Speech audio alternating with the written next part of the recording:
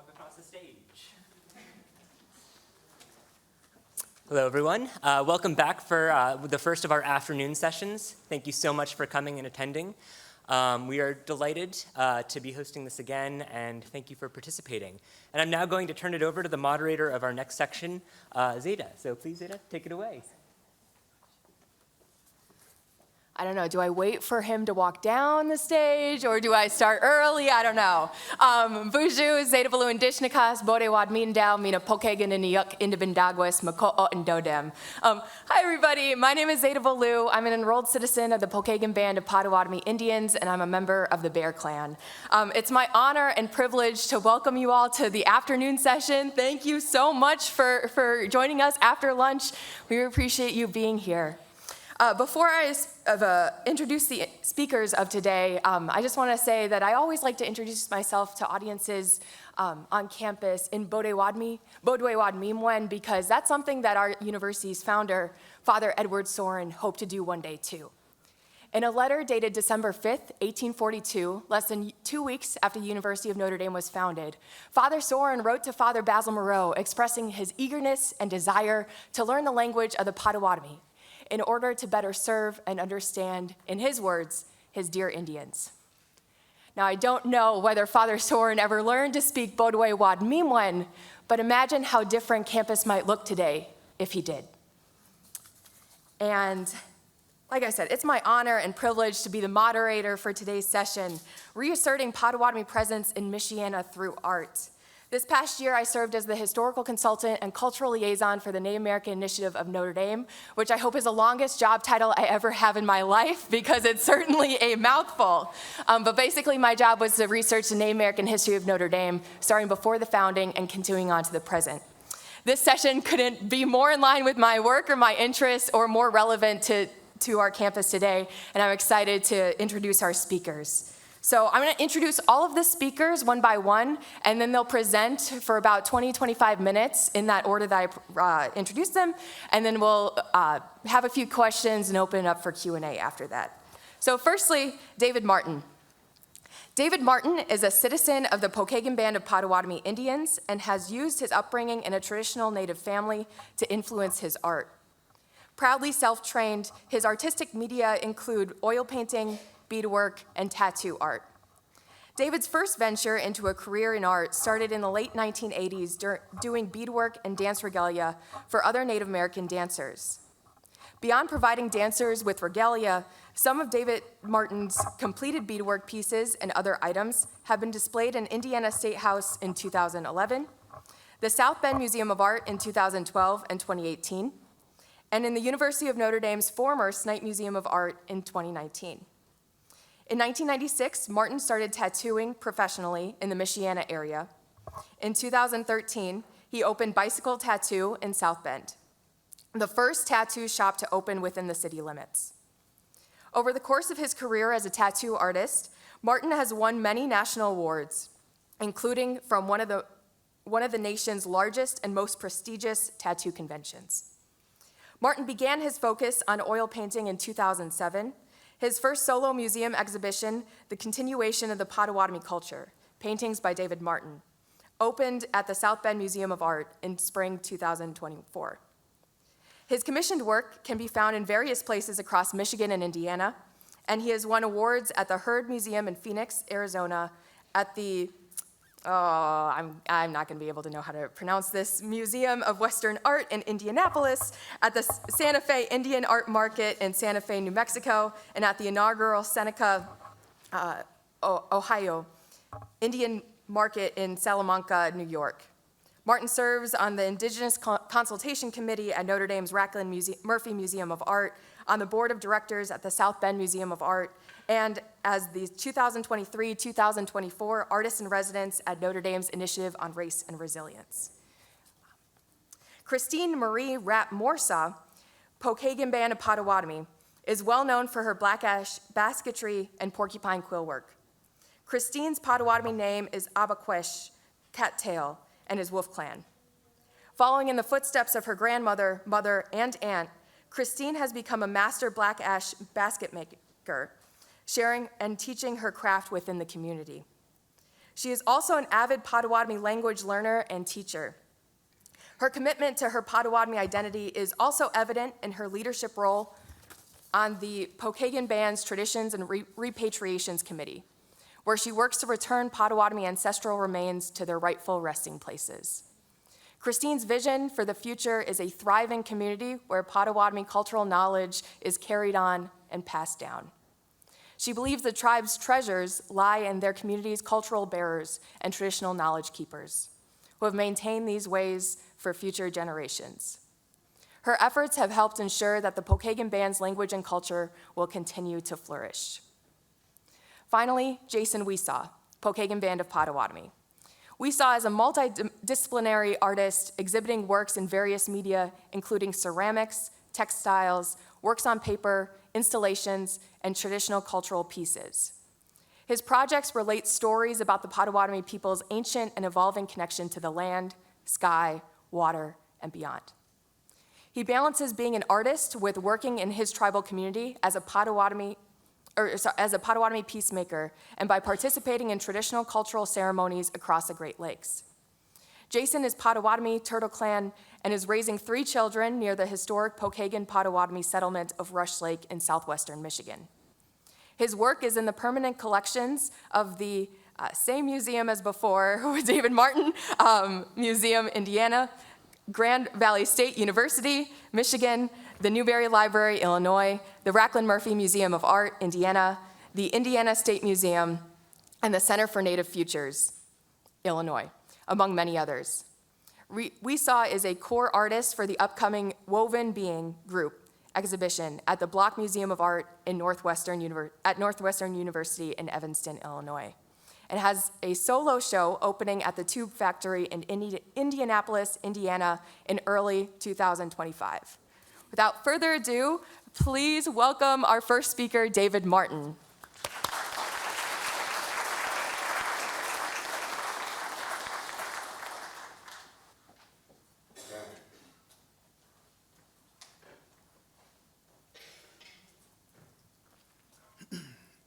Hey, Baju. Mamanjigo said Manosanota Dijinakas, Ko Dodum Potawatomi and Dao.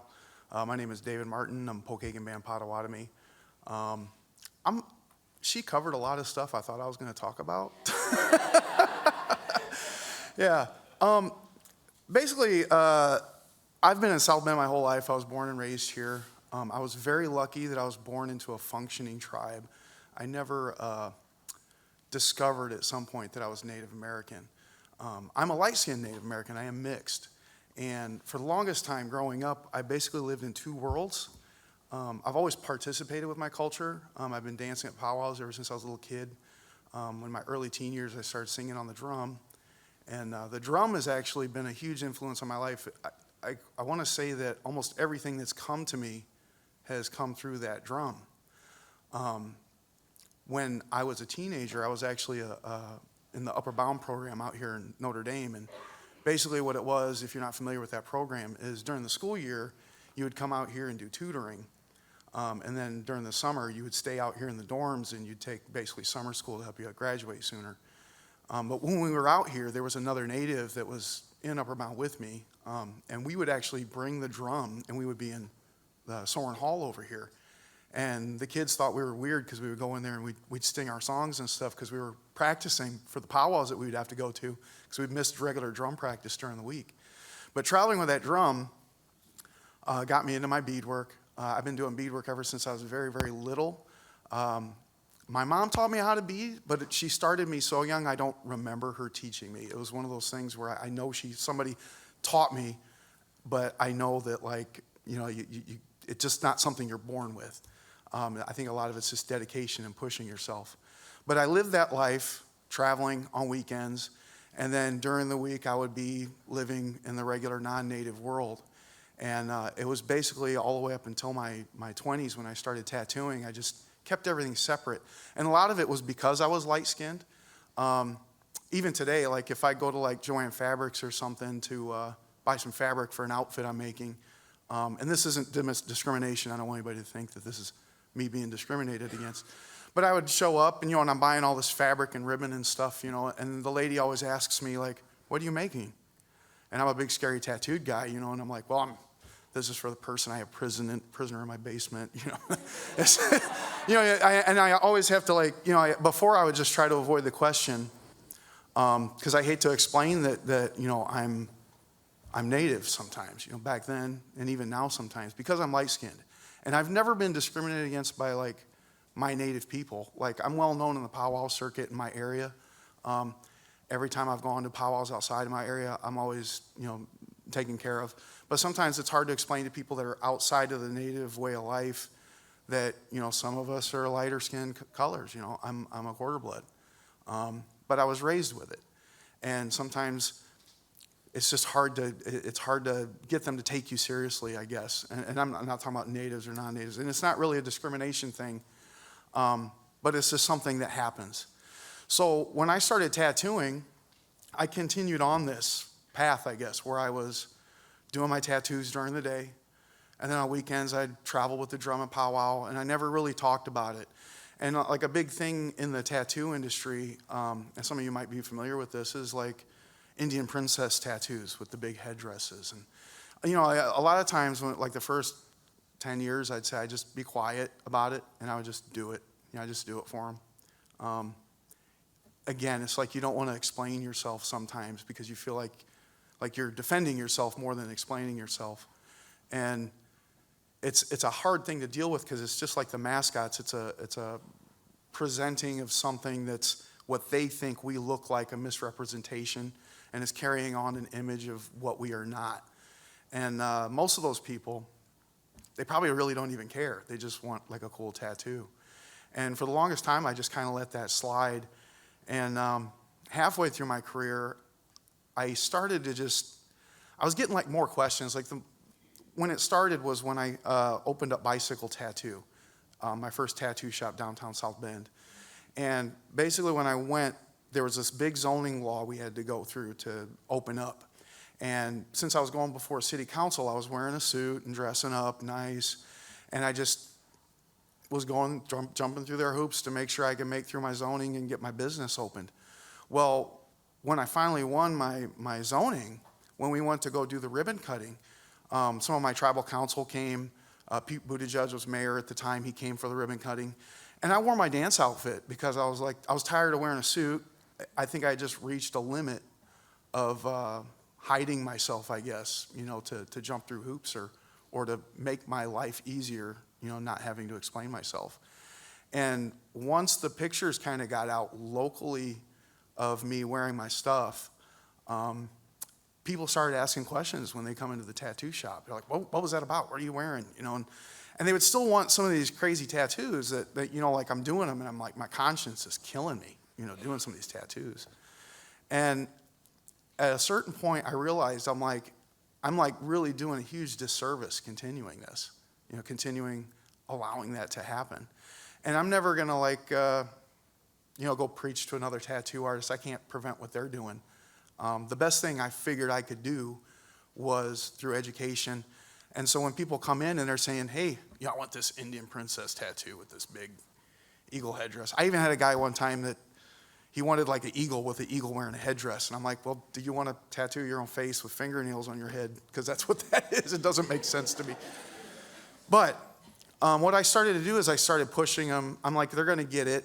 They're going to get it no matter where they go. So what I'm going to try to do is when they come in, I'm going to try to talk them into something that is at least authentic and real. And so if they were dead set that they wanted like a pinup or a native princess, you know, I'd pull up pictures from powwows and I'd say, well, this is actually what we look like. You know, it might not be, you know, as fancy as you think it is, but this is real. You know, and wouldn't you rather have a real one than going around? Like, if you go and run into a Native American, you know, how do you think that we're all going to feel looking at this? You know, how do you think I feel doing this? And I was kind of surprised at the reactions. Pretty much everybody went in on it. And from there, I started doing more floral work. Potawatomi were woodland natives, and a lot of our art is floral-based. We did have some geometric patterns that we used from time to time, but mainly we were floral-based. And I went from there to just pushing that, and it was working, and I felt like I didn't have to explain myself as much anymore in what I was doing. And it gave me a little more pride.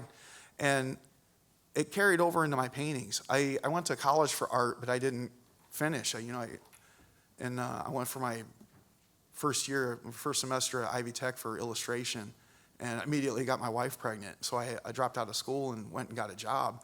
And I kind of like wrote my art career off at that point. I was going to be a regular working in factories, stuff like that.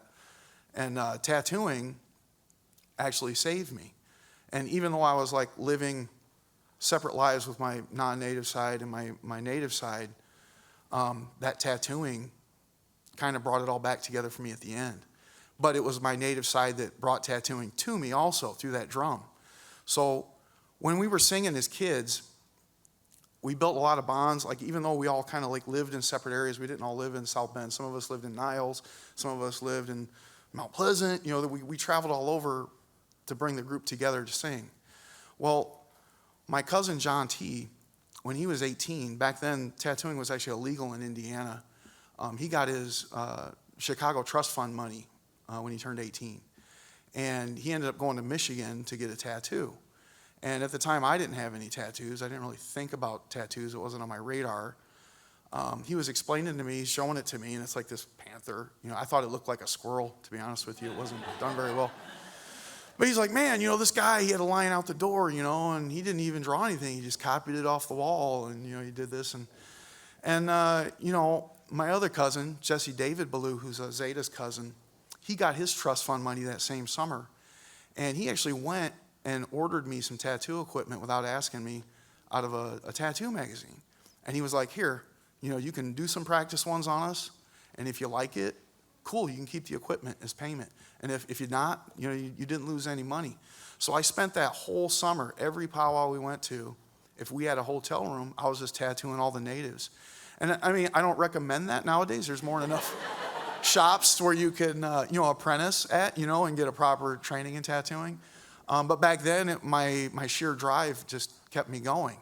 And, it was illegal back then anyways. There was nowhere to apprentice. It was the only way to learn. But that venue of saving my art came through that drum and my culture. So flash forward, and that tattooing now, it basically fed me long enough to where I was able to restart my painting, getting back into painting. Because originally I went to be an illustrator. I thought I was going to be painting, book covers back in the 90s, but, it's not even really a thing anymore. And being able to sustain myself with that tattooing and then moving on to my oil painting art, it made it a lot easier. I tell a lot of like starting artists, if they're whether they're native or not, if they're wanting to be like a fine artist, like painting or sculpture or something, if they can find like a commercial art for a day job, it'll save them. Like I've had several artists that I talk to, and I'm like, man, you should just learn how to tattoo. It'll take care of you. You'll be basically learning on the job what you're going to end up doing later on. And some of them will be like, well, I don't want to do what they're telling me to do. And I'm like, well, you're working in a bar, so you're taking drink orders of what they want. So you might as well go do something that is going to help you with your future goals. But to backtrack a little bit, back to where I was on track, that drum really gave me everything. The culture gave me everything. And it blessed me, it blessed my life, it blessed my art. And so when I approach my art, whether it's my tattooing or my oil painting or even my beadwork, I just try to think about, like, how is it going to affect my people,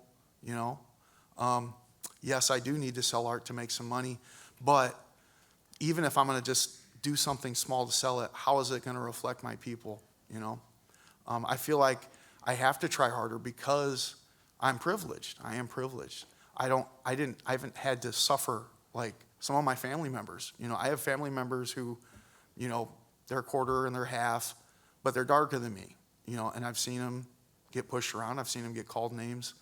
I remember being in a Shoney's in Grand Rapids during a lunch break at a powwow, and Clarence White and Clarence Surratt, these are like some elders from our area.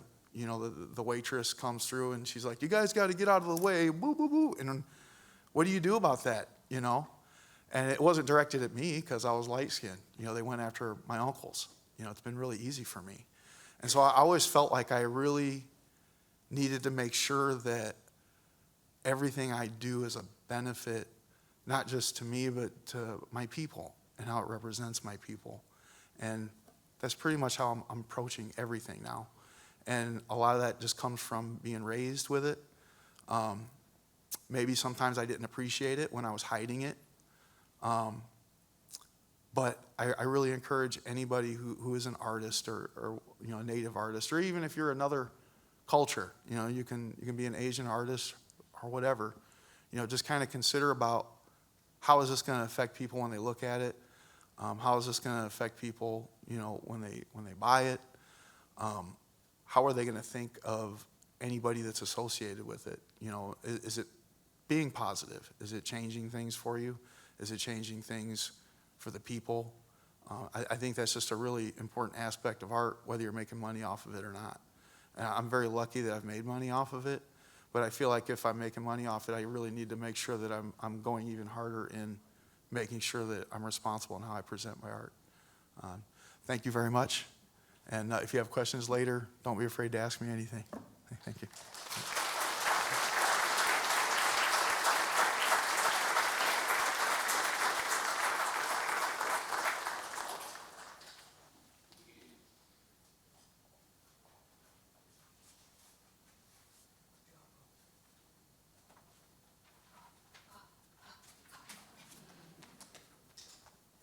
All right, I am gonna get my steps in today. Next up, we have Christine Marie Rapp-Morseau.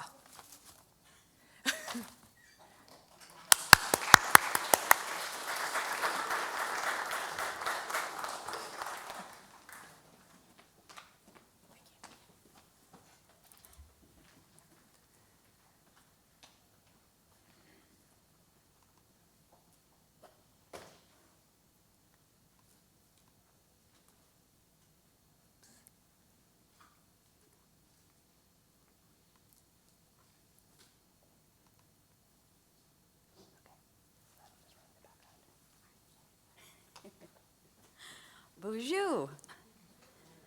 Oh man, I was getting so nervous. And then I saw her look at Jason. I said, oh, thank goodness, that's not me yet. Now I'm terrified. All right, bonjour. Abu question Dinishnabi no swin mina Christine Eshnakangoyan. Mo wat and dodam, Bodawatami Nishnavandao. Oh, mina Ottawa, mina Odawa. Pokegnik, and the Bendagwis. Dwajak, Michigan, and Dochpia, Nishta, and Gomo, Dopi, Zinba, Odan, Indiana, and Dada. All right, I just said my Indian name is Cattail Woman. My government name is Christine Wesaw Rapp. I am a Wolf Clan, and all of this stuff was said before too. This is for us to say. It kills some time.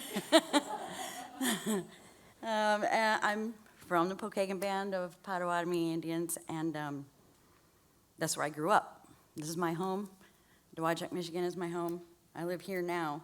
I've lived here for I don't even know how many years, but my kids went to South Bend schools, and they're all graduated already. So time flies.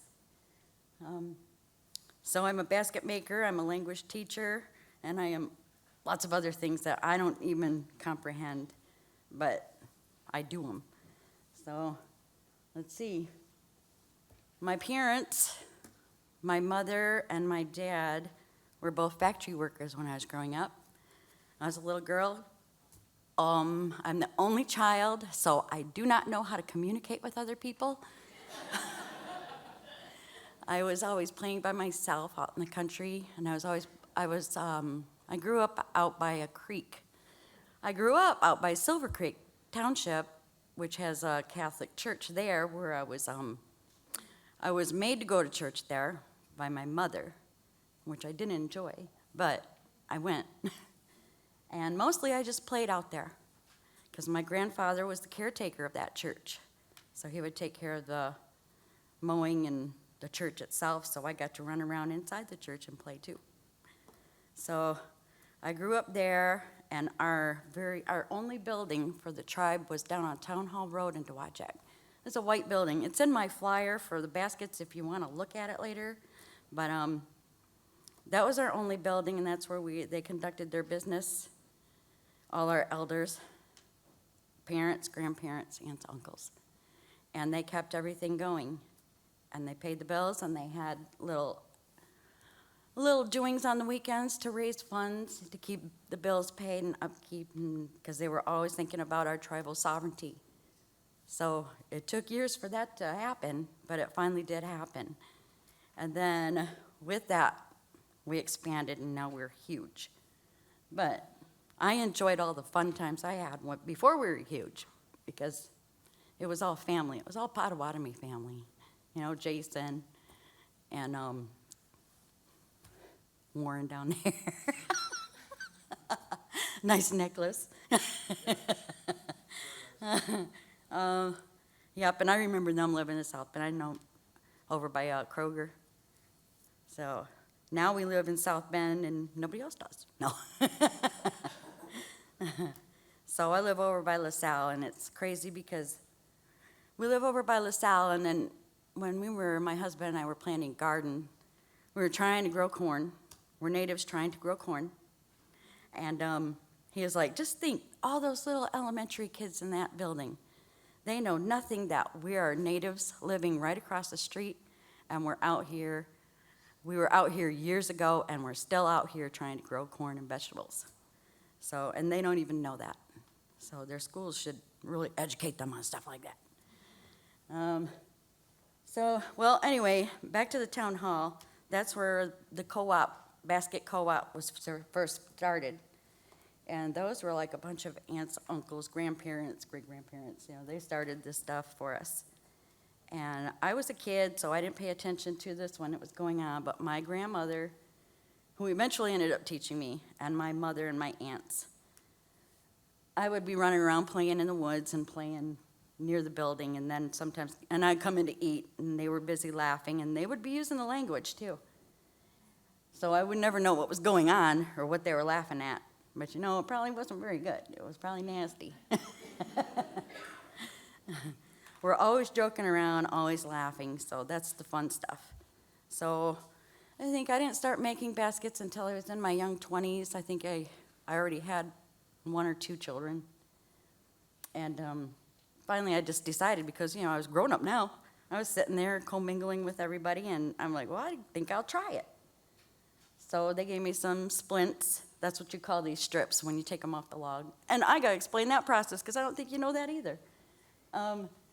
Splints, they're just the black ash strips that come off the log, and I just tinkered around with that, and they showed me how to start the bottom, and then from there I built the basket, and she shaped it for me, and then I finished it, and my aunt ended up buying it from me. So that was a different one. That was, I had different feet and everything. I had pedestal feet. I don't know if you know what pedestals look like, but. So anyway, the whole thing about the basket, the black ash log, is you have to go out and you have to go get that tree. You have to find that tree. It's a black ash tree that grows in wet, swampy areas. And you find the best tree that you can find that's nice and straight, and you cut it down.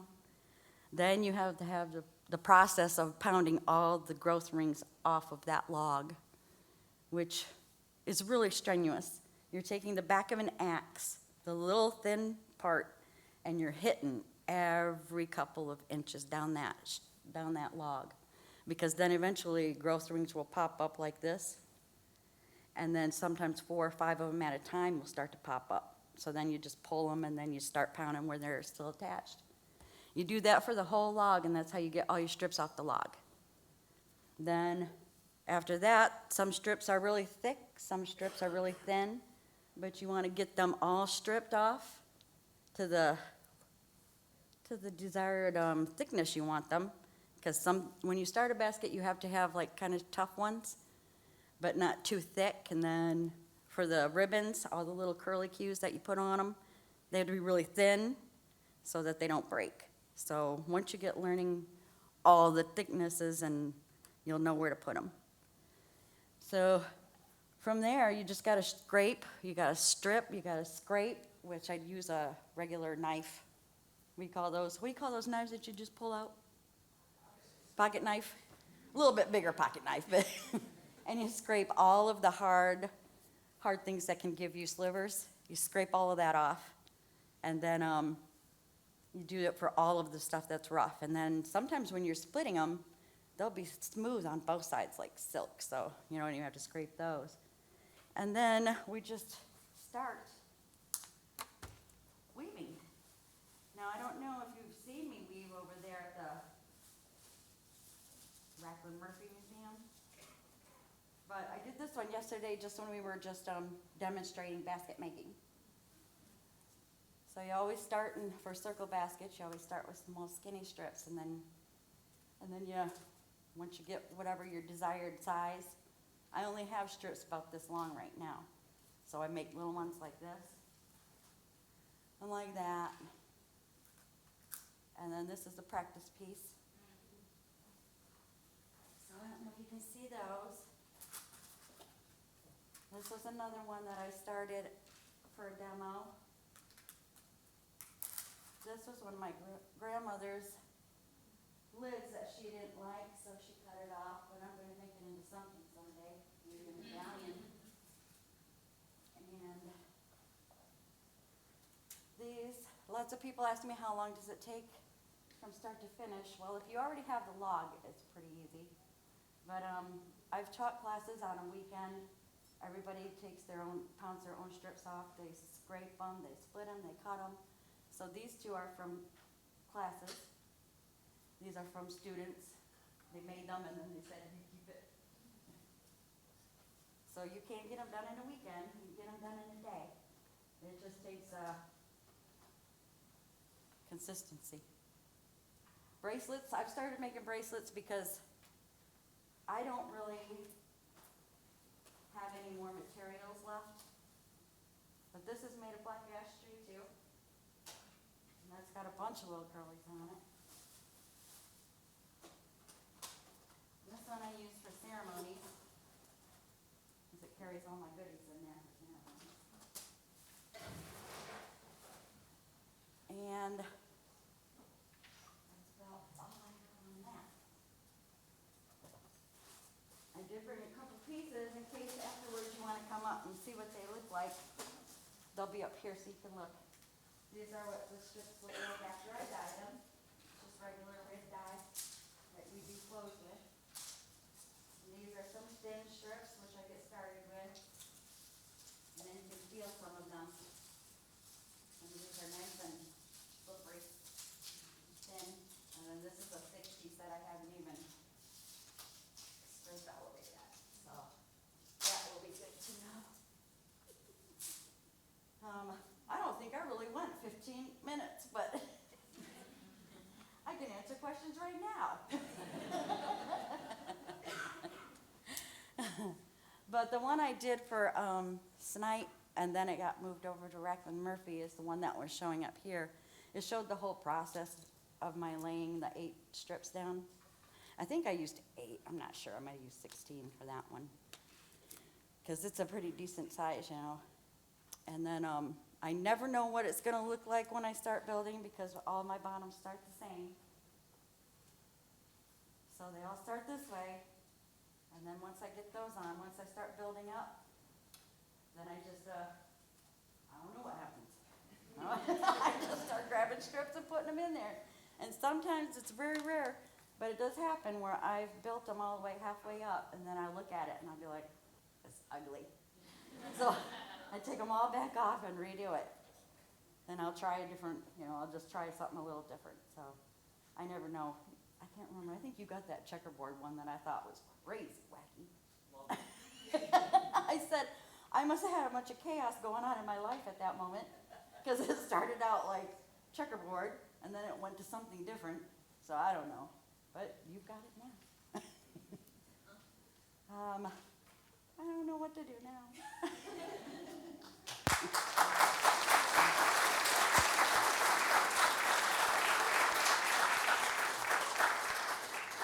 I am going to leave this up here for later if you want to look at it.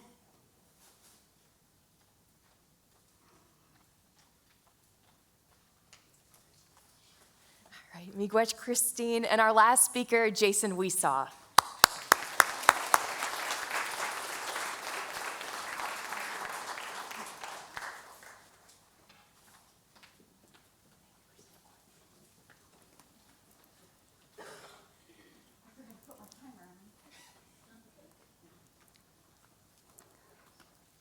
I apologize for the issues with my laptop. It's 11 years old and it's doing its best.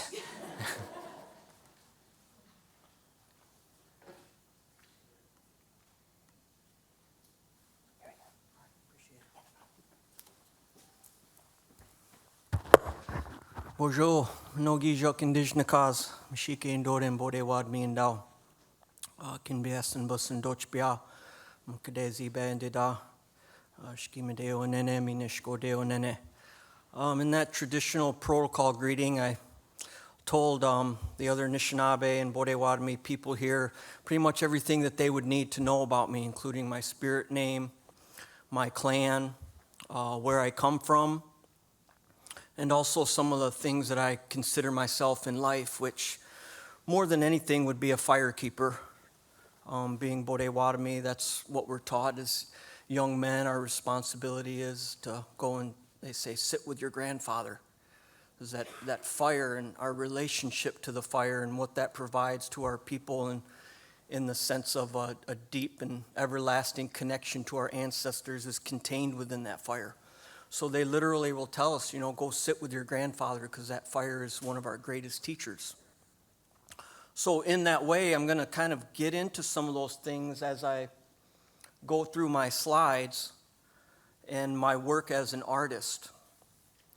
I really appreciate the stories that you guys told today. They're really powerful stories. And the thing about myself and David and Christine and many, many other people of ours, we understand in a really humbling but really profound and deep way where our responsibility truly lies, and that's with our community.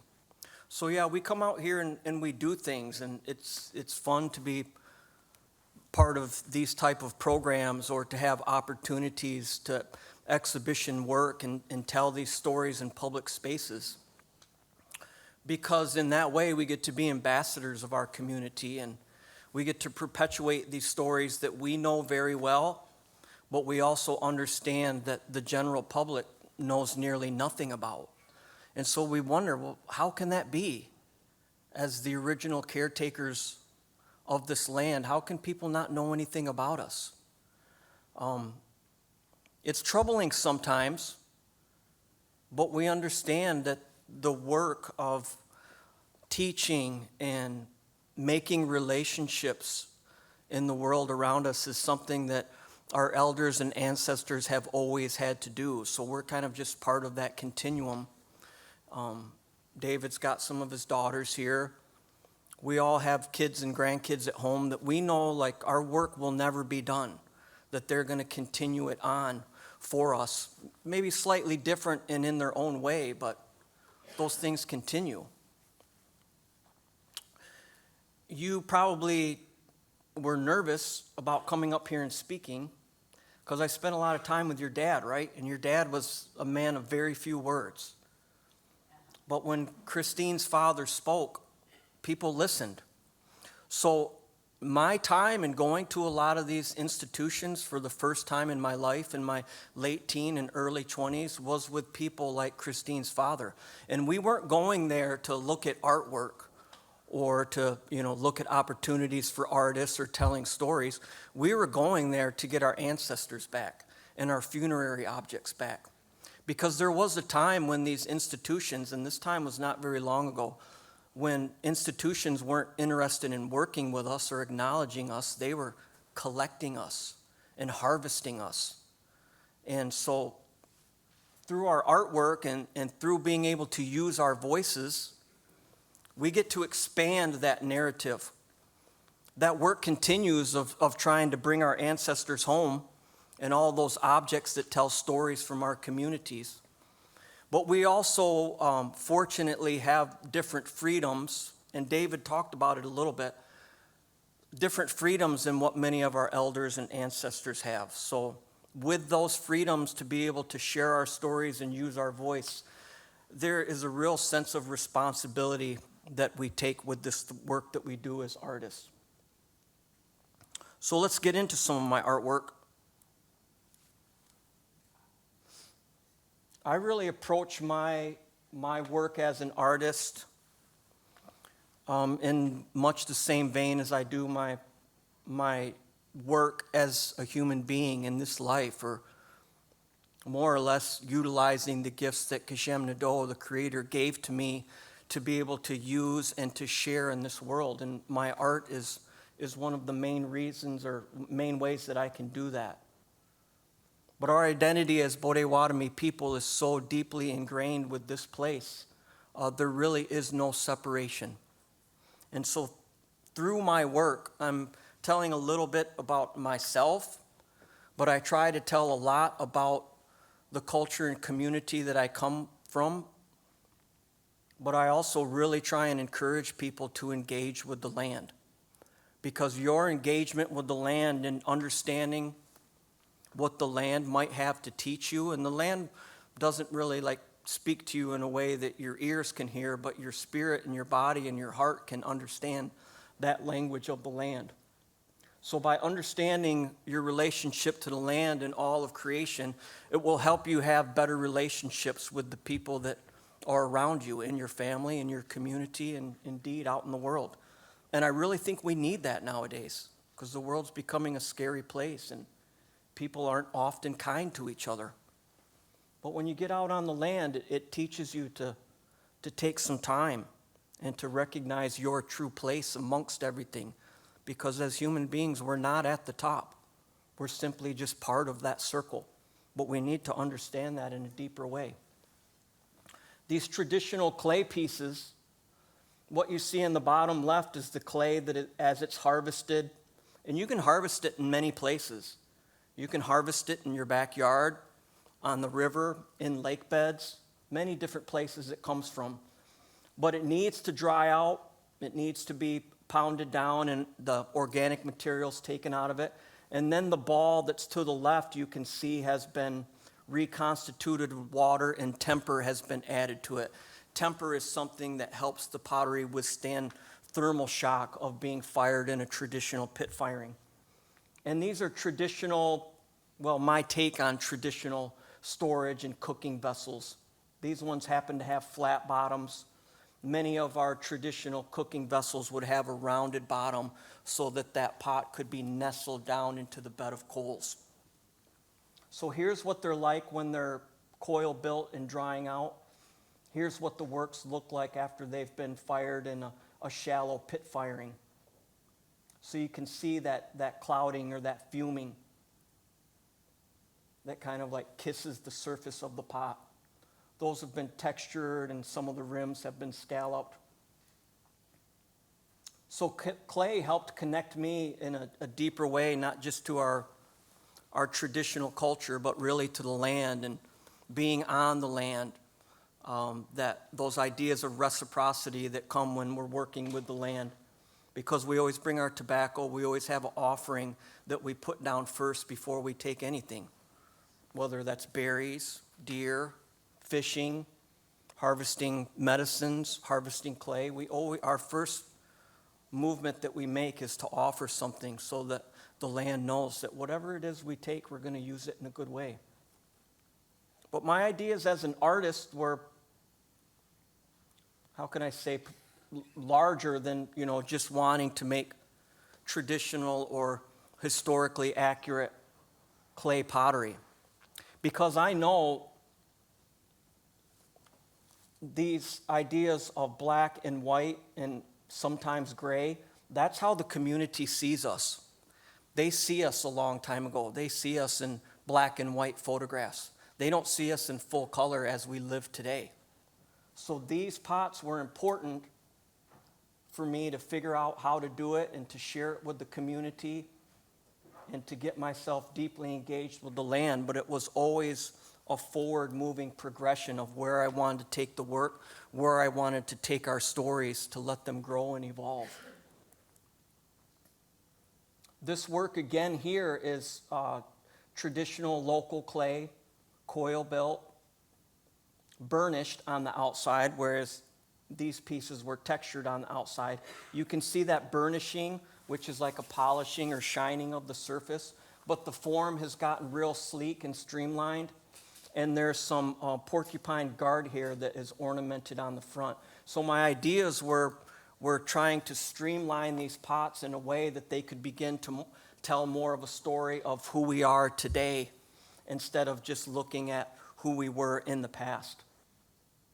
So from this leaping off point of using locally hand-harvested clays and organic pit firings, I started working with commercial clays using tools like potter's wheels, kilns, glazes, and such, but still using like a real minimal vocabulary of symbols, of line, color, but ornamenting definitely being like an essential part of my practice. So this is emerging from the lids of these pots, so to speak, is usually like dyed deer tail, sometimes dyed porcupine hair, sometimes feathers. This series of bird pots I made for a good friend and motivator whose name is Charles King. He owns King Galleries in Santa Fe, New Mexico, and I believe Phoenix or Scottsdale, Arizona. But he encouraged me to make some work that were representative of my connection and curiosity of birds. But though that series indeed is the only series that I've ever utilized realistic imagery of the natural world in my work. My work is much more contemplative and sometimes abstract, but using a lot of color as representations for feelings and emotions and connection to traditional Potawatomi and Anishinaabe stories. Because in our ceremonies and traditions, colors play a very important role, and you'll see that quite often in the way that our people wear our regalia and the certain colors that are in, say, like family designs that are passed down, applique work, that type of thing. Color is really elevated in the meaning that it has. Continuing down my explorations of color and how that can evoke feeling, but also connection to the land and the water. From these vessels that, generally are like probably 16 to 18 inches tall. So they're not like real imposing or eye-catching pieces, not like how some of our sculptors make very monumental work that you can interact with almost as you would another human. These are quite small and intimate and cause you to come in and take a closer look. But from making these three-dimensional vessels, I wanted to try and work my way onto the walls, because the walls are kind of how I always saw fine art being categorized. It had to be something that was either in that sculptural realm or it was two-dimensional and hung on a wall, like all the old European male masters that they tricked us into thinking are the masters. But we're all masters in one way or another. We just all haven't been given the platforms or the abilities to tell our stories like certain others have. So I wanted to move into these large, like 18 to 20 inch wall platters and using glazes, almost like paints, but in a real minimal way. These two pieces happen to just be renditions of stories that I've heard about our connection to the night sky. The piece on the right there is about the lunar calendar, 13 moons.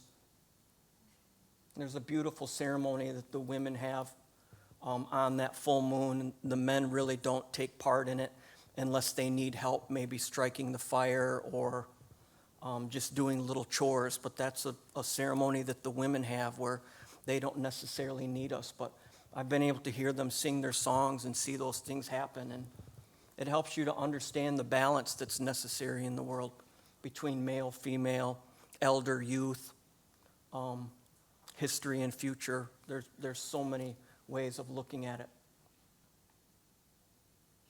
And so from these ceramic pieces here, these drawings kind of metamorphosized out of the clay platters, still in that realm of working 2D.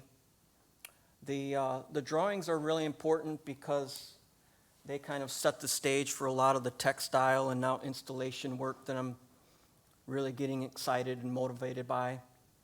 But these are also delicate and draw akin back to the ceramic work because with clay you can do a lot with texture. So these drawings oftentimes, it's very subtle, but you can see how areas of the paper are incised or it's cut into very delicately, and then copper leaf or silver leaf, sometimes gold leaf will be put over those areas to kind of help accentuate that area of the drawing and give it like a shimmer and shine. But this really shows that evolution of me being connected to land and how our traditional stories and our culture indeed is so deeply connected to the land. So this piece on the left is about a beautiful sunrise. The piece on the right is about where we harvest one of our most important but common medicines. We call it Musquanguk, but it's sassafras. And we use the sassafras tree in many different ways, whether it's the root, the bark, the wood of the tree itself, but it's a really important medicine for us. And this drawing here I made about the place where I go and harvest it with my children.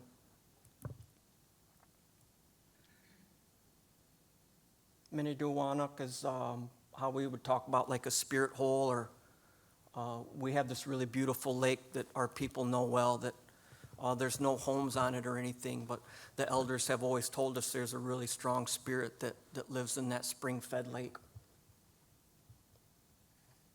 So that water is like ever flowing in that way because of the springs.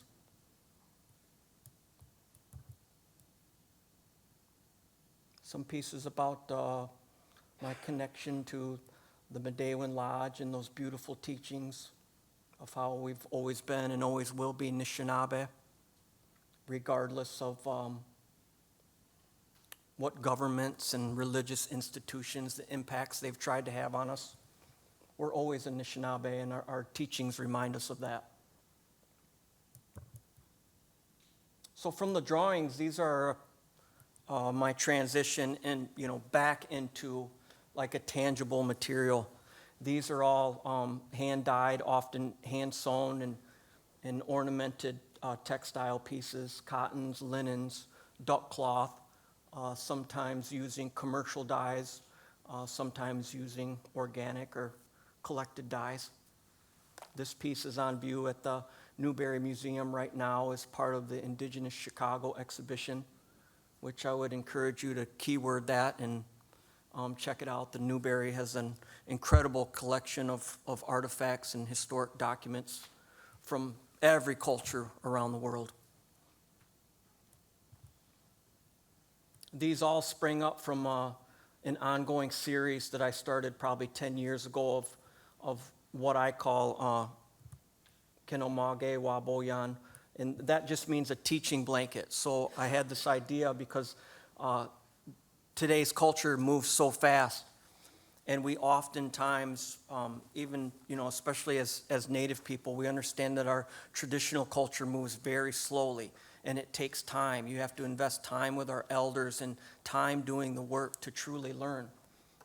But today's world moves so fast. So, like, I think about it with my own children. The time is fleeting in which to teach them the kinds of things that I wanted to know. So, like when you get sick and you're not feeling good and your mom or grandma or auntie, makes you a nice pot of soup and wraps you up in a blanket and does everything she can to help make you feel better. Well, I thought about making this series of teaching blankets because I just wanted to wrap my children or wrap the young people up in these blankets, and that whatever teaching was contained in a specific blanket, like this one here, is about our connection to water. So the children could learn almost spontaneously just by being wrapped in that blanket what they needed to know about their everlasting connection to the water and how special that is. Or this one on the right-hand side is all little transfer prints of different treaties that Potawatomis were signatories to, and there's over 40 of them. So we want our people to know their history, but that, it takes a lot of time and investigation. But what if we could just wrap those young ones up in this treaty blanket and they could learn about that history and the sacrifices that their elders made so that they could stand up and be proud to say, I am Potawatomi. Now, these are all like free-hanging textile pieces, but there's times when the textiles are stretched over stretcher frames, and then I make and paint custom frames. This piece here is about our connection to the star world and all of those stories of our creation that come from it. So those are pieces of float copper from the Upper Peninsula that were ornamented onto these very simple 2 shades of linen. And you can see some of my inexact sewing there, but it's more about the feeling that people get from the work. Not that I'm not a perfectionist or always trying to refine my craft. I am, but we're all learning and growing. So most importantly, the land is our first teacher. We've talked a lot about, even just today, like revitalizing or reassessing our culture or the ways that we work together. And I like those ideas of whatever, but we understand as Anishinaabe people that nothing has ever been lost. Yes, there's aspects of our cultures that are endangered, like our language, for instance, or our knowledge of the real old ceremonies and stuff. Sometimes we know that not enough of our people are engaging with those things, so the load has to be carried by, just a few people, and it wasn't meant to be that way. All of our communities were meant to feast and sing and dance and pray together, but those things have kind of become fractured over time. Not lost, but just fractured. Well, when you get to feeling that something is lost or that you yourself is lost in the world, everything about our culture originally came from the land anyways. So that's what we have to do. And I don't mean that just as Potawatomi or Anishinaabe people, but as human beings. We have to re-engage with the land because the land teaches us everything that we need to know about our place amongst creation.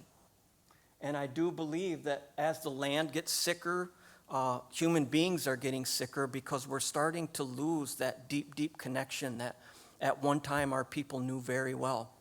At the time when this university was founded, our people were living a very happy and prosperous time right here in these woods. Now, you don't often hear those stories from institutions, and I don't mean just Notre Dame, but oftentimes the way that our people were prospering and living such like a nurtured a life of reciprocity with the land. You don't often hear those stories about us. You hear stories about how we were lost and we were savages and we were dirty people that didn't have enough to eat, and that just wasn't the case because we knew the way that the land worked, and we understood that through our offerings and our prayers and living with the land that we could take care of the land, but the land would take care of us too.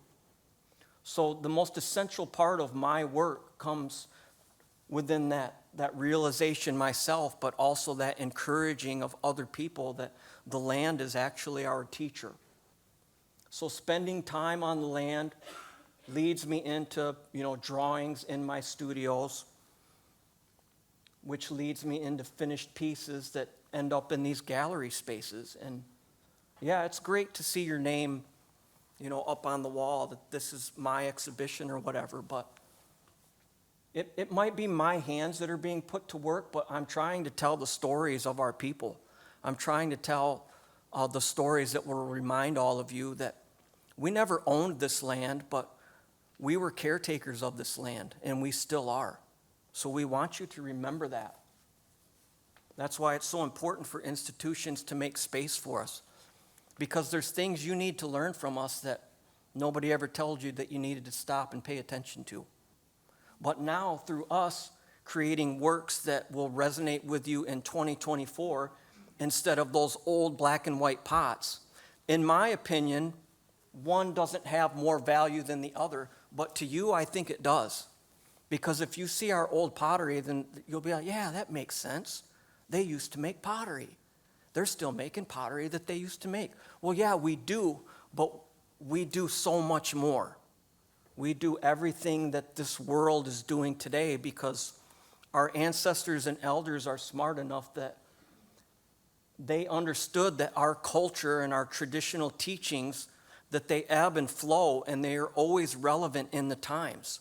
So our traditions weren't just relevant back in the days of black and white and, pre-contact. Our ways are still relevant to us today, and that's why we continue to practice them, because that's what helps us make sense of this world that we're living in. It reminds us of who we are.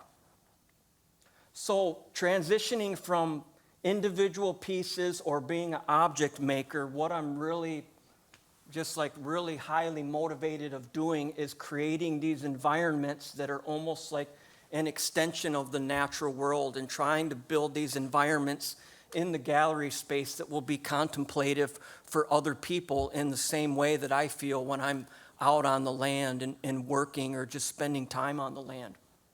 I want to create places where people can consider their place amongst the earth and amongst all of creation, to be proud of their culture, but also to be open and accepting of other people's cultures, other people's point of view, other people's politics, other people's spirituality and religion. There's room for all of it. Otherwise, Kashem Nado wouldn't have made things differently.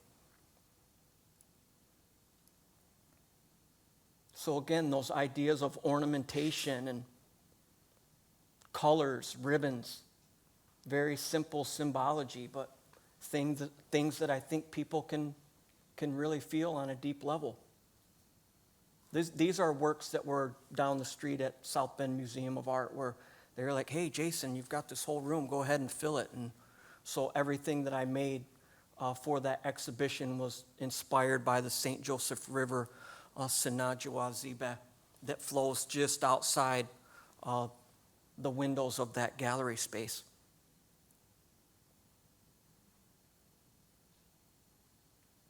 And so this is what I'm really trying to focus on more now, is less making objects and more of creating environments or spaces where people can immerse themselves into it. And when they go in there, they can think or feel whatever they want. They don't need to hear specifically about the teachings that we have as Potawatomi people. But I think when they come out of that space, they'll understand that we have this reverence for the land that it's lasted through time, because we understand that she takes care of us. Here's the shakers that were installed, all different kinds of shakers, bark shakers, old Calumet cans, rawhide shakers. But it has that sound of the water.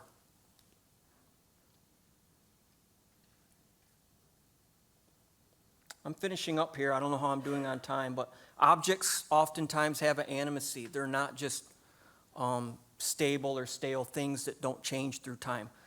This stool here was passed down within my family. It's a relic from the old Catholic Church at the settlement where I'm from, in Rush Lake, just outside of Hartford, Michigan.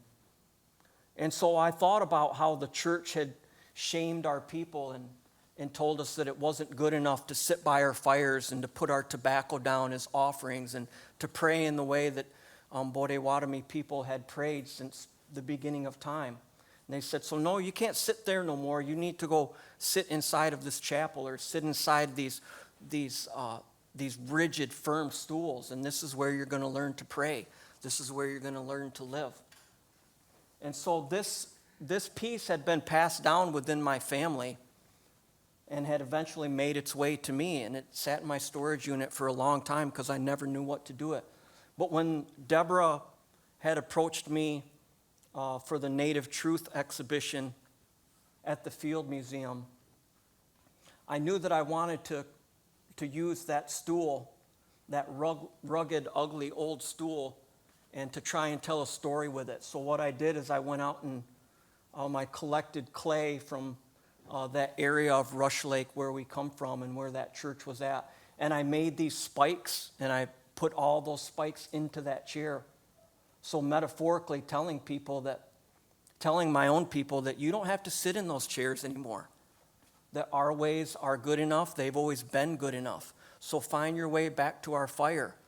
Carry your tobacco on you. Remember who you are and be proud of those things. You don't have to sit there anymore. And in fact, on that old stool, you could not sit there without piercing your behind and making yourself bleed, just like our ancestors bled. So it's kind of like, it's a healing journey. And sometimes these objects can take us on those journeys. Here's the path that's down at the museum now. I purposefully used some of the colors that are, heavy signifiers of the university here, that Kelly green and that gold. But the cones that are on this teaching blanket here were made from clay that came out by the lakes. And it's this beautiful reddish tempered type clay that is hanging on that blanket there. And what the path really is responding to is this idea that when the institution was formed here, that it was sort of like a lonely, desolate woodlands. There's not a lot of acknowledgement of the Potawatomi people helping the Jesuit Brotherhood make this institution into what it is and teaching them how to live on the land. But it's also a response to us needing to find ways to understand each other better and to continue working together. Not simply acknowledging that, there's been a lot of harm done, or there's a lack of acknowledgement of who we are and what our place is here, but how do we move forward together in a good way? Because if we don't figure out how to do that, it's real easy just to continue bumping heads and to disregard each other. But I think as human beings, that's a really dangerous path that we seem to be on. So we need to try and find ways to continue coming together and to open up our hearts and minds to each other. That's really what this work is about, is like, even if the history hasn't been fully acknowledged or we don't know exactly the full breadth of what that is, I think there's a path moving forward to which we can figure that out together. That's my hopes. And at the end of the day, all this stuff that I'm able to do through my art and as an individual, it all really comes back to the time that we spend with the community and the gifts that we share with our own people.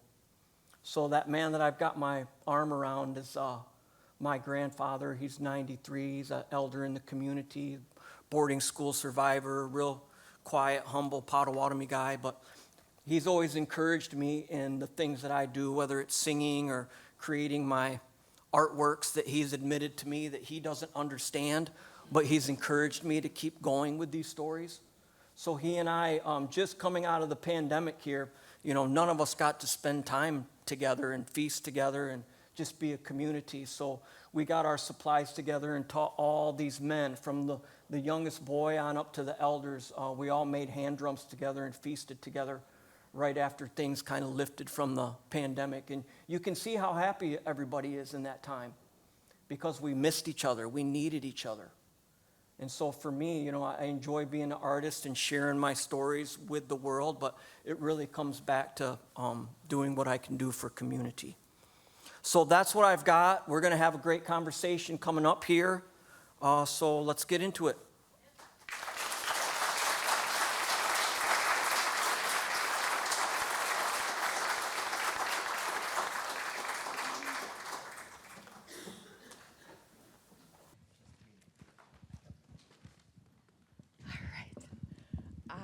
I really don't know what to say besides miigwech. Thank you so much to each of you for sharing your time and your teachings with us.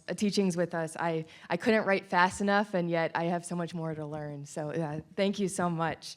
I wrote down a few themes that I'd like to just name, and then I have a few questions, and then we can open it up to the audience. So the importance of land as first teacher, the responsibility we have not just to ourselves, but to our communities, plural, the importance of thinking several generations at a time simultaneously. So past, present, future, elders, children, ancestors, descendants. And then, David, I wrote down a quote from you, how is my art going to reflect my people? And just So much good, so much good. So all of you come from different types of media, or you specialize in different forms of artwork, with some overlap, of course. So we have tattoos, black ash basketry, ceramics, textiles, and so much more. But we also, this panel was unique because everybody knows each other, or have at least heard of each other. So we got a lot of inside jokes, a lot of shared relatives, a lot of looks and glances. So I was just wondering, what do you admire about the artwork that your relatives create? What do you admire about, for instance, what Christine does in her work, or Jason in his, or David in his? I'll go first. I think there's actually a couple different things going on up here. I think Jason and I are closer into what we're doing and how it affects our people. What Christine's doing is super important because it's carrying on an exact tradition. And baskets were actually, a lot of people don't know this, but the basket making was pretty instrumental in getting us our federal recognition back. Jason and I, we actually sing on the same drum. So he's my traveling homie sometimes. But we've both kind of almost, I don't want to speak for him, but I'm pretty sure he's going to agree with me.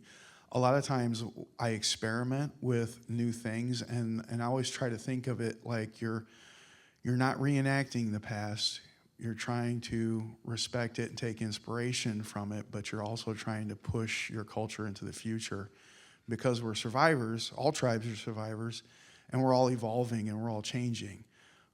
A good example would be like, if you're lighting a fire, like I know how to light a fire with flint and steel, but if I got a lighter, man, I'm using a lighter, There's nothing wrong with it, and sometimes you push things into the future and you push your people and it advances your people. Yeah, I'd agree with that. As I was sitting in the museum last night and doing a lot of chatting with people and really good vibe and stuff, there was a neon sign behind me that said, "I belong here."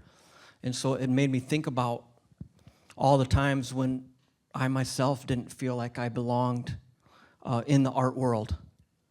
And I know for certain that my ancestors lived in all these communities, but sort of lived in the shadows, because we were made to feel like we didn't belong. So, I respect the work that artists are making today, and I love that people are always pushing boundaries, trying to tell these stories and trying to maintain these deep, deep connections to our culture and to our elders who, may have taught us certain things about the work that we're making. It's always bigger than just us as individuals. Oh, what do you admire about the work the other panelists are doing? Well, I'm kind of like your grandpa. Gary told me this because he went to the South Bend Art Museum when you and your dad or grandpa was there. And he said, I was talking to him, and he said he really doesn't understand Jason's artwork. And I was like, oh, me too. I said, but if he explains it to me, then I would understand it. So I do understand it now. Good. I feared I was speaking gibberish for a while. And it's amazing. And I love the florals. When you switch to florals, the florals are awesome. Any kind of floral work. But I am a tattoo-less, and I will remain that way. For my mom. She never would let me have one, so I'll give her that one. All right, so when I was a student here, so I graduated in 2019, and when I would introduce myself to others as Pokagon, even as recently as 2019, very few people knew what that meant or any instance of that there was a Potawatomi history of Notre Dame. But in such a short amount of time, I feel like more people than ever before are at least somewhat familiar, at least here, with the Pokagon Band of Potawatomi. So I was wondering, what role do you think artwork has done, either yours or your or other people in the profession? What work has art done in facilitating these conversations or in thinking more critically about the history of the land that we're on? There's a lot of, conversations that can be extremely difficult to have with people that are different from you or maybe have different ideas or don't agree with you about things, but art is like a really oftentimes beautiful, easy doorway into deeper understandings that we can try and gain between each other. I'm super thankful for Jared and Joe, like, giving me the trust that, hey, we want to work with you as a Potawatomi artist. This new museum's being built. We want you to build the piece that you want to make to be represented in there. So the art can really push forward these difficult conversations and just make it a little bit easier and find common ground for trust. I want to add on to that too, being that it's like a gateway or a doorway. A lot of times art is discussed when you see it. Like if you see it and maybe it moves you a certain way, or maybe you don't understand what's going on, or you want to know more about it, especially if it's like culture art, it gives the non-natives a chance to engage with you. They're coming to you instead of you going out there to them. Being that I sing and dance, there's always been this thing where you have to go to schools every once in a while and do a dance presentation, a singing demonstration and explain your culture. And I have no problem with that. It's awesome. You're going out there. But when they come to you, I feel like there's a better engagement because they're already interested in knowing what you're doing, why you're doing it. And it's building almost like a friendship. And once you have a friendship, you can understand each other better. And I think that's like one of the really, really important parts about art if you do it right and do it in the right spirit. Oh my goodness. I am not a public speaker. Artwork, huh? I had something going and then I lost track because I got mesmerized in what he was saying. Let me just say, I was on a Zoom call maybe like 6 months, 9 months ago with a woman that I had only met on that Zoom call. It was for a project we were doing with Indiana University. Well, the Zoom call went fine. I ended up getting a package in the mail a couple weeks later. This woman had found a black ash basket that was from your grandmother in an antique shop outside of St. Louis. And so she had recognized that name came from our community, and she was the only person from our community that she knew. So she mailed me that basket. And so these things, they have a life force, right? These objects, these beautiful works of art have this life force that has the ability to connect people. So that basket came back home to us, and it's just a small, dainty little basket from your grandmother, but it's a beautiful piece. And so if you can imagine how important every little piece is to our community, and those are the things that we're trying to put back together through working with institutions. We want objects to be able to come back home, because there's pieces missing from our story of who we are as a people. And sometimes it's okay if they're in these places so that you all can learn about them. But this idea of collecting and holding all of our items really needs to end, because those items have deep, deep connections to our people, and we're trying to put ourselves back together. So we can't figure everything out for you guys too at the same time. Like, we're trying to do it for ourselves after hundreds of years of being kicked and beaten around. So have a little compassion, you know what I mean? And I think the artworks bring out a lot of compassion in people because they see the beauty and stories in it. Wonderful. I would love to open it up to the audience. I have more questions if necessary, but if anyone else has a burning question, I'd love to pass the mic.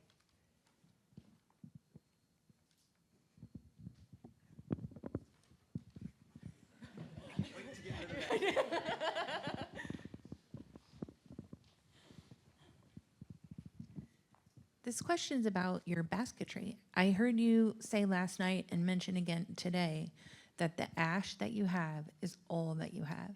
And so I wondered if you could speak a little bit more about why that is, and when you come to the end of it, how might your basketry evolve? Yes, I don't know if you're all aware of the black ash, emerald ash borer insect that came from Japan, or I don't know where it came from. But it's a really pretty looking beetle. But it's infesting our trees, our black ash trees, and it's ruining them so that we can't have nice long straight strips. So it just gets into the bark, and then it moves around, and you can tell where it's going because it's just moving. It leaves these little squiggle lines inside. Now, I have worked with some of those pieces before, but it's where the little trees start to come out, the little limbs start to come out at the bottom is what messes up the nice straight strips. So we try to save some. I don't know how successful that is in our DNR area because I don't speak to DNR.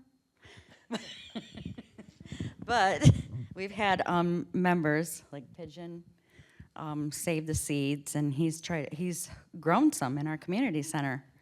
So I don't know if those went back out into the woods and they're being protected and growing now, but there are some systems put in place to try and save some trees, but that's going to take a long time. It's going to take a long time before we can even harvest those. Not I, or even my grandkids probably, but they're there.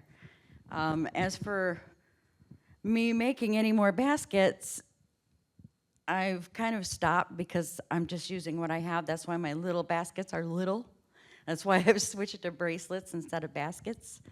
And I'm just trying to think of anything else, maybe earrings or something that I can do with what little pieces I have left. It's sad because I don't know what I'm going to do. I know there's trees up north, but it's just having the time. So we'll see. Time will tell if I can get any more strips. But hopefully the ones up further north where it's still colder, hopefully those stay safe. This is all I have on that. If I could add to it, though, like that's what I'm saying, that the land is our teacher, right? So how did we figure out, of all the hundreds of trees out in the woods, that it was that one particular tree that you could make these beautiful baskets with? And when the weavers dry out, that basket doesn't just implode or start falling apart. There's special properties within that black ash tree that other trees don't have. And so that ecological knowledge is passed down generation to generation, but it really comes from Anishinaabe people having these deep, deep relationships with the land. And so you have to pay attention to what each plant, each tree is teaching you, because they're not all the same. They don't all have the same uses.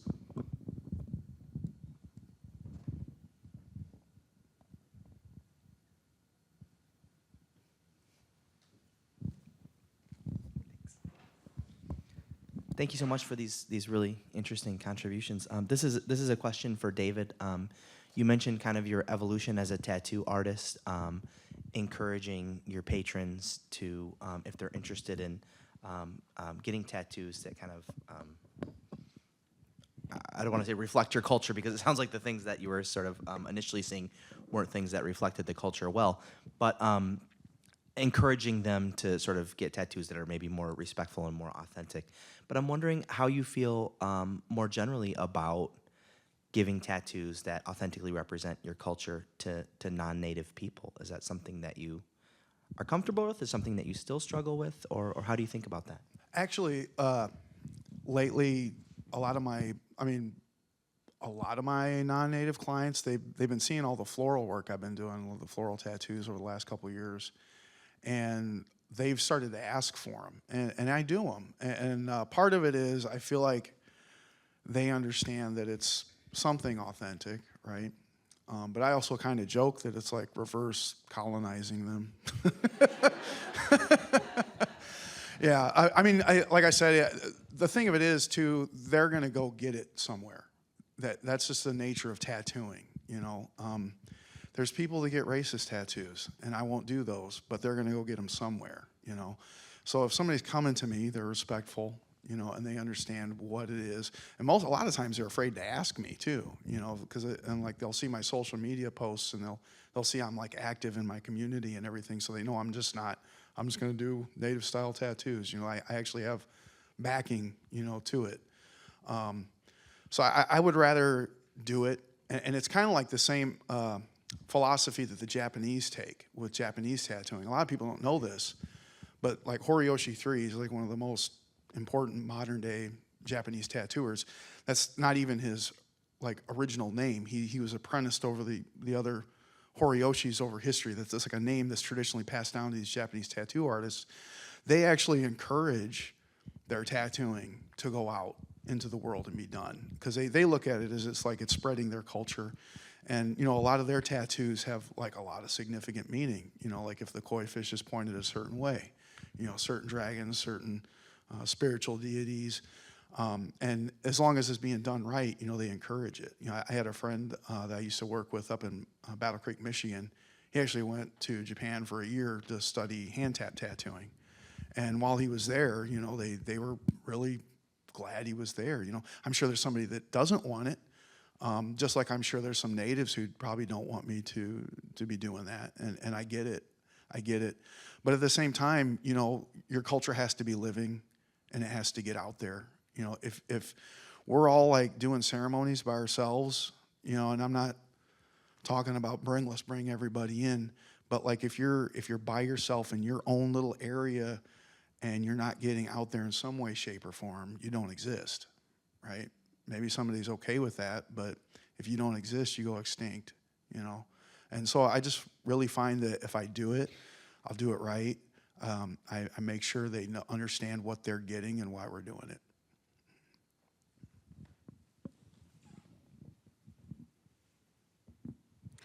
I just wanted to thank all three of the panelists. This was so fantastic, and I learned so much, and I respect your practice so much. I wanted to ask if you could talk about, you said the kind of relationship you don't want to have with museums, right? Where they're collecting things like artifacts and thinking about Native people as something of the past. But what kind of relationship would you like to have? What do you see as a future with museums, or what would you like to see? I think one thing that a lot of people don't realize is a lot of the stuff that's like artifacts, there's no need for the museum to really have it, because usually there's an artist that's still making something just like it that's almost identical. And a lot of times I feel like some of the newer stuff probably has more value because it represents us more. And that goes with the whole, like, we're changing people, we're constantly evolving and living. And I think having more modern representations, I mean, I know history is important, but like I said, if you really want something that's authentic, I'm pretty sure you can find somebody that's making something exactly the same and you won't be able to tell the difference. And that pretty much eliminates the need to have a lot of these things. And like, what are you really going to learn from it if somebody else is still out there making it? Then it just becomes a collectible. It's just a collectible, and we're not collectibles. Collectibles, that's like a hobby, and that makes me. Am I a hobby? You don't want to be a hobby. And I understand there's like some cultures that don't exist. But we exist. We're here. Pretty much. Almost everything up there, is something that is made today. You can look at like Dana Warrington's cradle board. It's traditional, but it's modern and it's amazing. Like that should definitely be in a museum. Maybe like an older cradle board, might not be appropriate. Maybe that's something that's more spiritual or attached to a family. And what does that family think about their stuff being a collectible? The way Dana's stuff's displayed up there, it's a piece of art, and it's a representation of who we are and what we are. That's a great answer. I think I'm most interested in developing relationships that are going to continue. I don't really want to do exhibitions that are just going to be a one-off, because as individual artists or as collectives of artists, like, we put everything we have into that. So if it's just like a 2 or 3 month run and we may never hear from the institution again, the older I get, the less likely I am to invest my time into those type of things, because I just don't have a lot of time left. How many more pieces am I going to make? How many exhibitions am I going to be able to put together? It's finite. So I'm really interested in working with people and institutions that at the heart of the work that they're doing, they're trying to learn, they want to develop ongoing relationships, They want to have these conversations where we're equals, not where Native artists are like clamoring for this opportunity at this esteemed place. That's really what I'm interested in, is these long-term relationship building. Agree. Of course you do. Mine is a little different because since I'm not making any art, I agree with you, but since I'm not really making anything right now, because this basket that I made now that we're talking about was made for Snight, and that was quite a while ago. So I'm still riding the coattails on this Snight basket, which I'm enjoying very much. But my thing about institutions are the ones that have my ancestors in them. I don't know how I'm going to feel. I'm not going to be happy until I get our funerary objects back, our ancestors' bones back. I'm not going to be happy until that is finished. So that's where I'm at, because I work for, I'm a NAGPRA representative, and I'm trying to work to get our ancestors back. With a whole bunch of Michigan tribes, we're all doing the same thing under MACPRA. So that's how I feel about some of these institutions that have our people. That's all I got. I just want to add, too, I'm on the Indigenous Consultation Committee over at the Rackland, and I was actually kind of stunned, to be honest with you, at how hard the people that work there are trying to be compliant with NAGPRA and making sure that items get back. It was refreshing for sure, but it was also shocking and unexpected. I remember leaving the first meeting, and I was like, holy smokes, I've never really experienced that. It's always been like a fight. I remember there was a time when NAGPRA was first passed, and I can't remember where it came from. I want to say it came from the Grand Rapids Museum, but they just like nonchalantly sent us a crate full of children. You know, there wasn't really a lot of care. They were basically mixed up in a box, you know, and then that was kind of my experience of dealing with that. But then when I came here and Jared and them, just seeing the work that they were putting into to make sure that these things are getting back to the tribes, it was just super refreshing. And I just wanted to make sure I gave that shout out, because I wanted people to know that the Rackland's like really, from a Native side, I can see that they're really working hard to make sure things are done right. Can you say what NAGPRA is? NAGPRA. Which one are you? It's a Native American Graves Protection and Repatriation Act. So it's a very legal thing, but even though there's legal, like deeply legal connotations to all of it, sometimes you meet people in institutions that just understand in their heart that these things aren't right. So we're not going to use the legislation to try and stonewall you. We're going to use this feeling in our heart that we have through vibing and meeting with you and working with you, and we're going to do what we can do to not just uphold our legal obligations, but to get these things back to your communities where they belong, where they should have always been.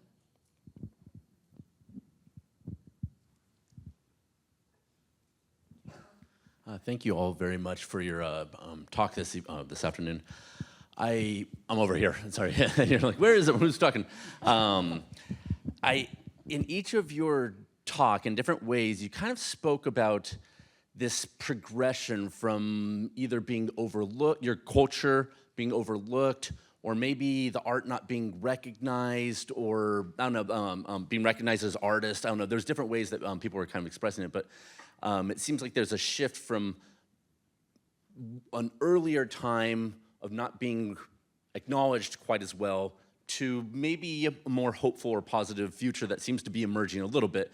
I was wondering if you could just maybe tell a little bit of, from your own perspective, how you've seen the development of maybe more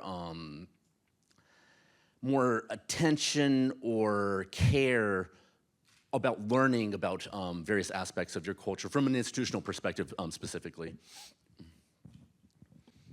I think it's going to take some time to really tell, like give it another decade, and let's see if Native artists and communities, if our relationships to institutions are still withstanding, or if Native art is just like this flashpoint kind of hot thing in the art world right now. Just as everybody's got their land acknowledgements and museums and institutions are really wanting to reach out and work with us, I want to see if that's going to be sustained. I think we'll do our part in that because we understand what it means to be part of something long-term, because these ways are passed to us from our elders, and we have to do our work, then we have to pass it on to the younger ones for them to continue. But I want to see, like, institutionally, if this momentum is going to go anywhere. I'm hopeful that it will, but I think it's still too small of an area or like a case study to be able to say that, hey, like, we've made it. I don't think we've made it yet. It's going to take some time. I think on our side too, a lot of it's encouraging the next generation of artists to keep going and keep doing it, because nothing changes overnight, And even here at the university, there's been a lot of starts and stops depending on who's in charge or who's working on something, who's currently employed. You'll have like an ally work here for a while, and then maybe they might not be here in a couple years, and then communication stops, and then you're waiting for somebody else to come in, who's interested in it, and they start working with you again. I think right now, like I've been out here about as long as Zada has. I was here last academic year, and I was kind of shocked at like how many allies were out here that were like trying to help us get out there and get education out there. And the funny thing about my residency too, part of the agreement was I was supposed to have studio time, and there was such a demand for people to talk to me about the culture that I hardly got any painting done. It was like every class I was just going to.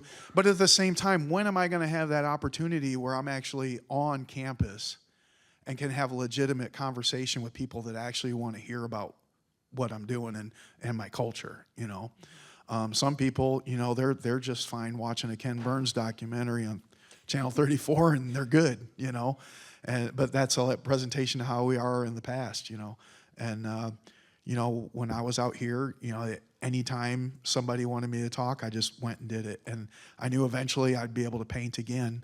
But they're asking me about it, so at least they're seeing what I'm doing. They're seeing what my culture is about. I want that. Could you, David, talk a little bit about the project that you were working on as artists in residence with the initiative on race and resilience? Oh, yeah. So I had this big project I was supposed to finish, but then I couldn't because I was talking to everybody. I have a project. We're actually working on a finalized date. But the exhibit's going to be sometime around the beginning of 2027, end of 2028. So in 1837, there was a non-native artist who was following the Potawatomi and the Miami around, and his name was George Winter. And this was down in Lafayette when we had our encampment down there. Basically, he would just follow us around and draw us and paint us, and he didn't follow the natives. I mean, he did like landscapes and everything that most artists do. But his drawings, he wasn't like the best like photorealistic artist, but he was very accurate in how he depicted us. So if we were all feathered up and dancing, that's how he drew us. But if we were sitting on a log smoking a corncob pipe with some overalls or something, that's just how he painted us. And I think that's very important because it shows that we're a living people. We're just not like how people imagine we were. But the flash forward, 1837, 1838, that's the time period where everybody's getting removed. And while he was down there, he was present at several events that were like the last things to happen for our tribe before the removals. One of them was what we would call a powwow nowadays. It was more of just a social dance back then. But he was present. He had a diary entry, and while he was drawing all the dancers, and this drawing, there's like hundreds of natives, and there's even some non-natives. So he's sitting on the side, and they're watching what's going on. And the men are coming around one side, and the women are going around the other side. There's like a fire pit. There's even a drawing of a drummer. He's got a water drum, and we don't even use those socially anymore. Those are more for ceremonial use now. But the drawing itself, he thought he was documenting something that was going extinct, and it was us singing and dancing. The general consensus in the United States back then was, we're all going to get removed, we're all going to get assimilated, and this way of life isn't going to exist anymore. And it was singing and dancing.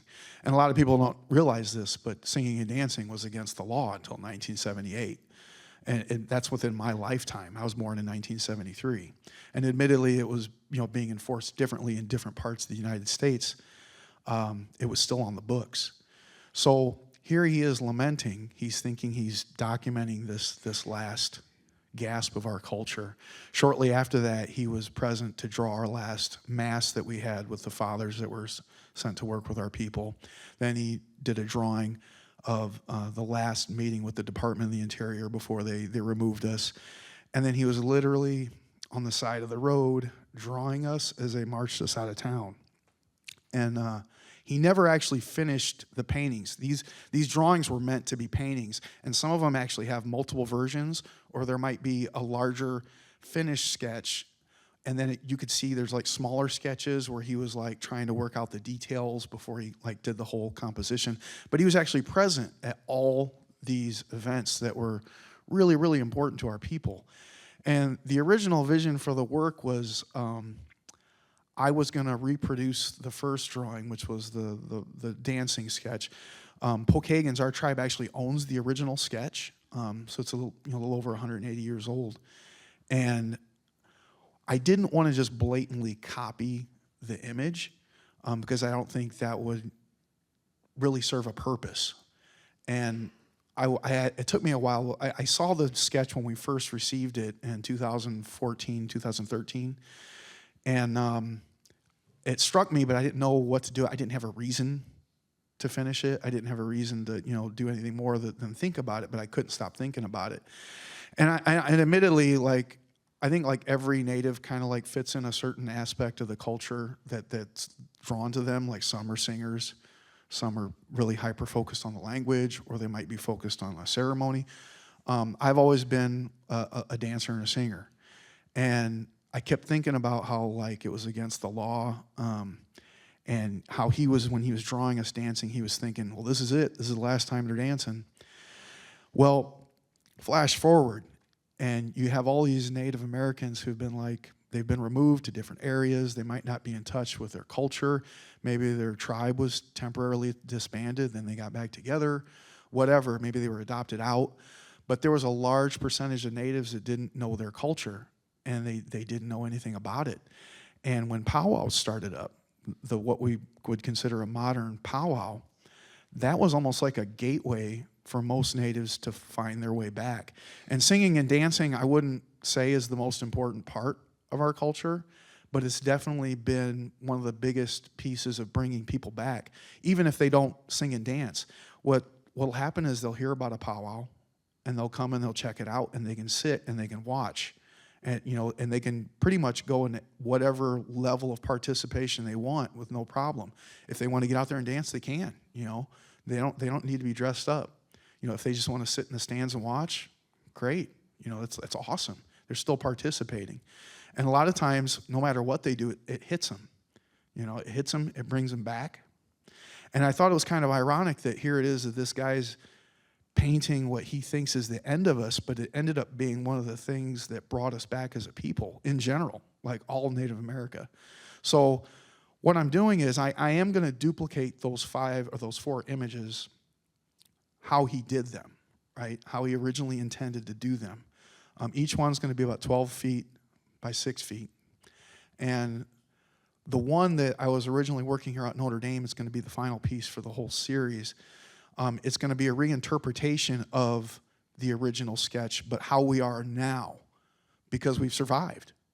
Here he was documenting all these things that it was like the end, and even he was depressed. You could tell he wasn't happy in his journal entries, about what he's seeing, and he thinks this is the end. And here we are dancing, and we're celebrating, and it's going to be the last time we do it, but it's the thing that brought us back and it made us stronger.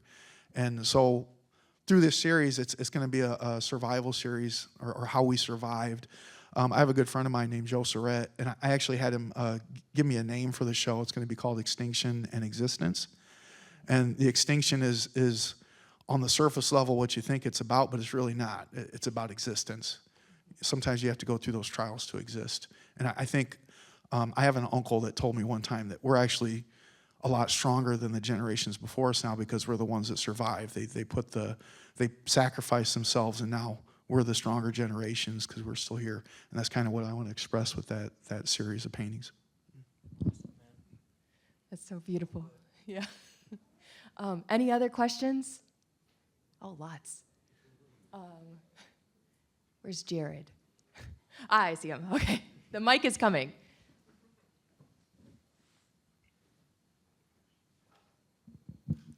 One of you said, I don't remember which one, that talking about equals.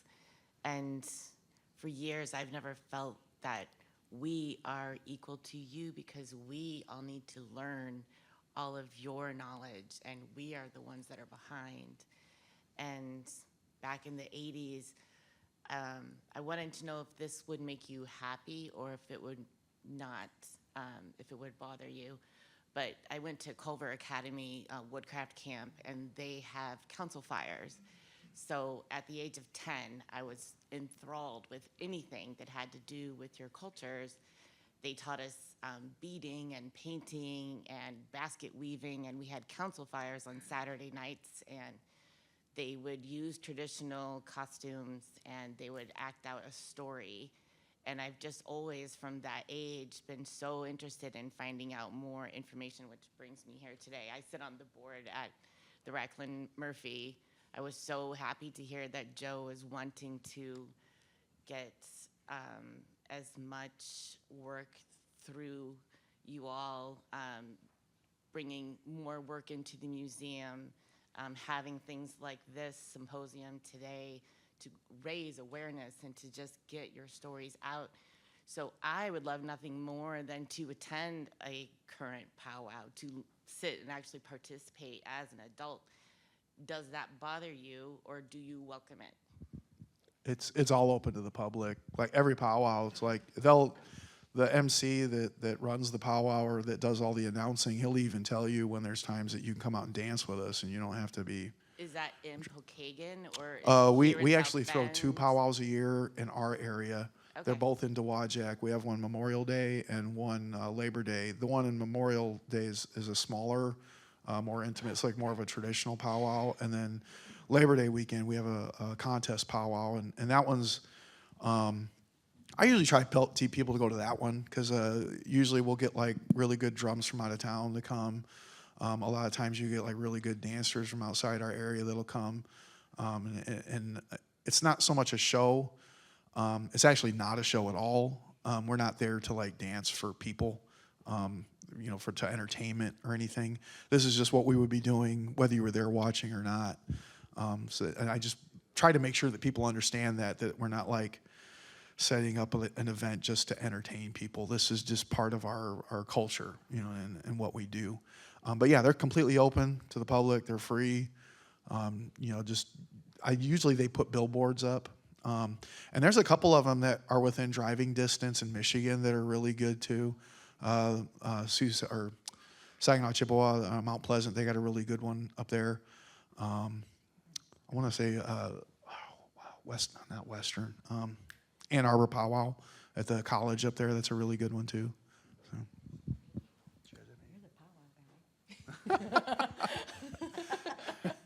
I'm okay.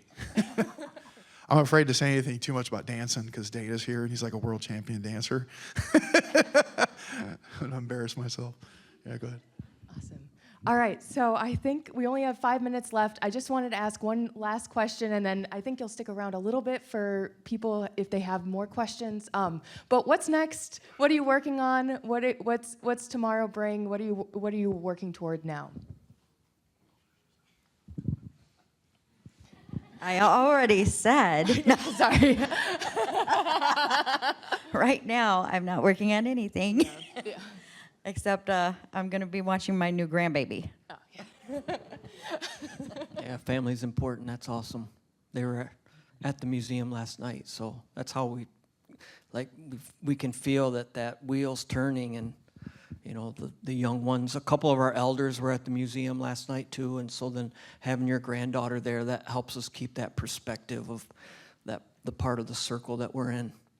I've got a couple exhibitions that I'm working on. One that will open in Chicago in February of 2025. Another one in Indianapolis in February, March 2025.